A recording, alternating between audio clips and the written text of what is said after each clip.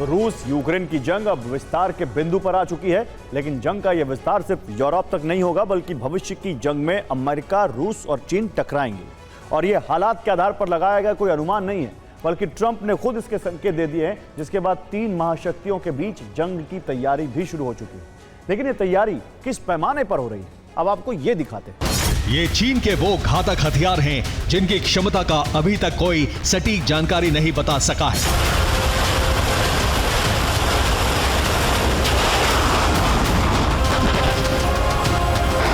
युद्ध में इनकी उपयोगिता का अनुमान भी नहीं लगा सका है, लेकिन यही हथियार अब बहुत जल्द युद्ध के मैदान में अपनी क्षमता का प्रदर्शन करेंगे।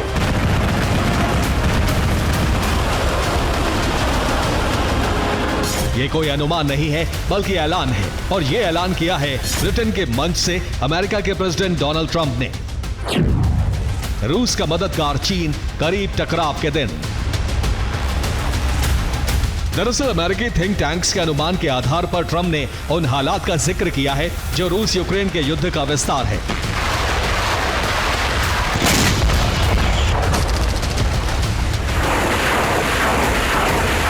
ऐसा विस्तार जिसमें 3 महाशक्तियां प्रत्यक्ष टकराएंगी।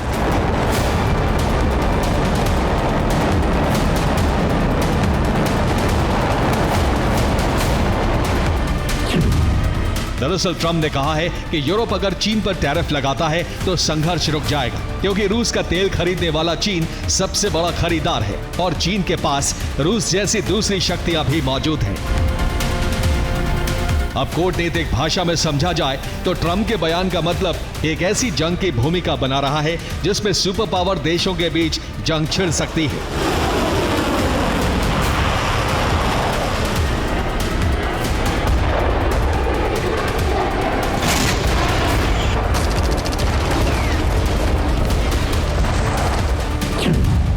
ट्रंप के कहने का मतलब है कि यूक्रेन के युद्ध में रूस का सबसे बड़ा मददगार चीन है। चीन न सिर्फ रूस से तेल खरीदकर उसकी मदद कर रहा है, बल्कि बदले में रूस को हथियारों की सप्लाई भी कर रहा है। इसलिए यूरोप को चीन पर सख्त प्रतिबंध लगाना चाहिए और रूस चीन के खिलाफ एक धुरी में बदल जाना चाहिए।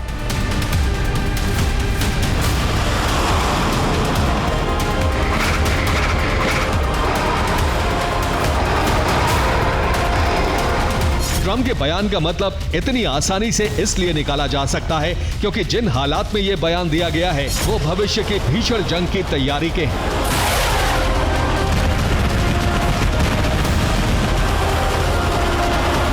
जिसमें तीनों महाशक्तियां अपने अपने स्तर पर बड़ी तैयारी में जुटे हैं।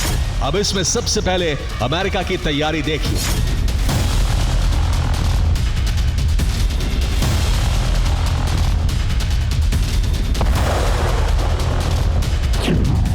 ट्रंप अफगानिस्तान में फिर से वापसी की तैयारी कर रहे हैं। वो अफगानिस्तान का बगराम एयरबेस वापस चाहते हैं और इसके लिए वो अफगानिस्तान में सेना भी उतार सकते हैं। दरअसल बगराम एयरबेस को हासिल करने का मकसद बिल्कुल साफ है। ये बेस चीन के खिलाफ रणनीतिक अड्डा बनेगा, जहां 10,000 से ज्यादा सैनिकों की तैनाती के साथ एयर डिफेंस का जाल बिछाया जा सकता है।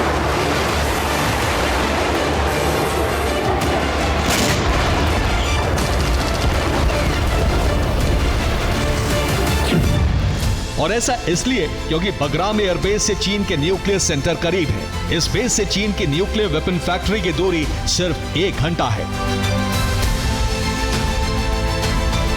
जिसका साफ मतलब है कि चीन के खतरे को महसूस करते हुए अमेरिका ने चीन के घेराव की तैयारी शुरू कर दी है। यानी रूस को लेकर सख्त रुख दिखाने का मकसद अब चीन पर काबू पाना है।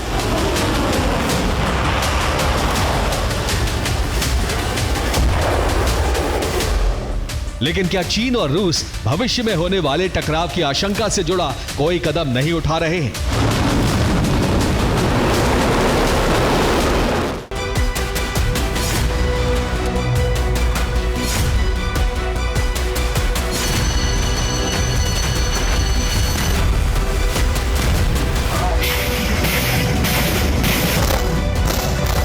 रूस और चीन ने टकराव की संभावना को बहुत पहले भांप लिया था, इसलिए अमेरिका पर शिकंजा कसने के लिए पूर्व में घेराव का मोर्चा खोला गया है।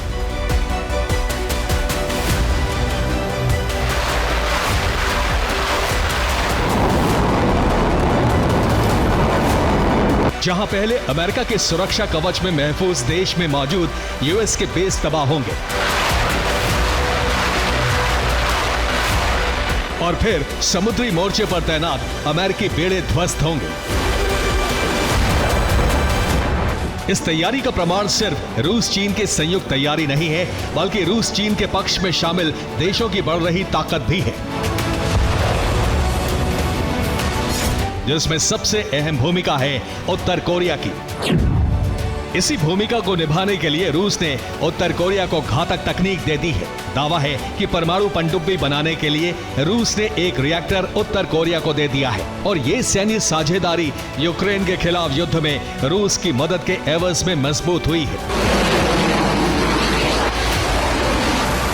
यही नहीं, उत्तर कोरिया ने परमाणु हथियार और मिसाइल डेवलपमेंट कार्यक्रम को भी रूस और चीन की मदद से गति दे दी है, जिसमें चीन की मदद का पक्ष है ड्रोन तकनीक।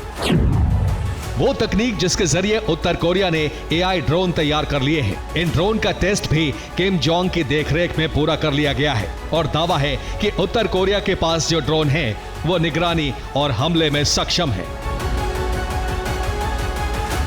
और आपको जानकर हैरानी होगी कि ट्रंप से मिले टकराव के संकेत के बाद उत्तर कोरिया की ताकत बढ़ाने के लिए कदम नहीं उठाए गए हैं, बल्कि हालात का अनुमान पहले ही लगा लिया गया था और ताकत में वृद्धि भी पहले से ही की जा रही है, जिसका सबूत है उत्तर कोरिया को मिले 5000 टन के 2 डिस्ट्रॉयर। अब सवाल यह है कि घेराव पूर्व में ही होगा या मोर्चा दूसरा भी है। जवाब है ये तस्वीर। अमेरिका के घेराव का एक मोर्चा कैरेबियन सागर भी है, जहां से घेराव के लिए पुतिन वेनेजुएला को साझेदार बना रहे हैं और इस रणनीतिक साझेदारी को नेशनल असेंबली से मंजूरी भी मिल चुकी है। यानी चीन के बाद वेनेजुएला की मदद के लिए रूस भी कैरेबियन सागर में एंट्री करेगा, जहां अमेरिका संघर्ष के सीधे मोर्चे पर होगा और एक बार टकराव साक्षात हुआ तो फिर महाशक्तियों की बारूदी आग में पूरी दुनिया जलेगी। Bureau report, TV9 Bharatvarsh.